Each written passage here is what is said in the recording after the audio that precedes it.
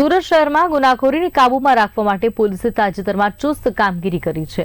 ઉધના વિસ્તારમાં બનેલી ટક લૂંટની ઘટનાના માત્ર થોડા કલાકમાં ઉકેલી દેતા પોલીસ તંત્રે ગુનેગારોને જાળમાં લીધા છે।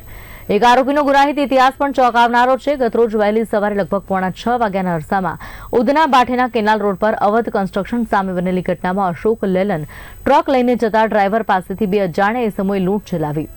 આરોપીઓ ટ્રકની આગળ આવી તેને રોકી કેબિનમાં ઘૂસી ગયા અને ટ્રકની ચાવી છીનવી લીધી। ત્યારબાદ ડ્રાઈવર પાસેથી 3000 રૂપિયા રોકડ લીધા। આરોપીઓએ ડ્રાઈવરનો મોબાઈલ ઝૂંટવવાનો પણ પ્રયાસ કર્યો, પરંતુ ડ્રાઈવર ટ્રકમાંથી નીચે ઉતરતા આરોપીઓ ટ્રક અને રોકડ લઈ ફરાર થઈ ગયા। જોકે લૂંટની ઘટનાની જાણકારી ટ્રક ડ્રાઈવરે પોલીસને આપતા ઉધના પોલીસ તાત્કાલિક હરકતમાં આવી અને ટ્રક પકડવા જતા લૂંટના આરોપીઓએ ઉધના ખાતે આવેલ હનુમાન મંદિર ખાતે અકસ્માત સર્જ્યો, જ્યાં લોકોએ આરોપીને પકડી પોલીસના હવાલે કર્યો।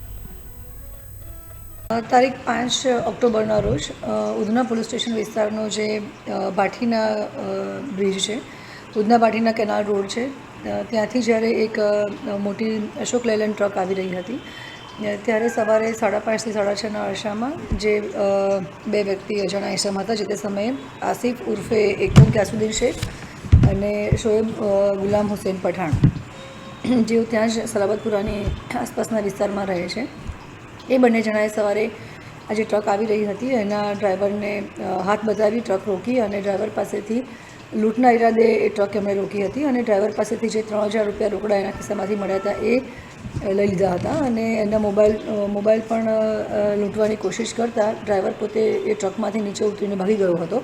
ત્યારે આ જે અજાણ્યા બે ઇસમો છે એ લોકોએ પોતે ટ્રક ચલાવી અને બાઠીના બ્રિજ ઉતરી અને રોકડે હનુમાન મંદિર પાસે થઈ અને જ્યારે યુટર્ન લેતા હતા એ અરસામાં ત્યાં એ લોકોને ટ્રકનું નાનું એક્સિડન્ટ પણ થયો।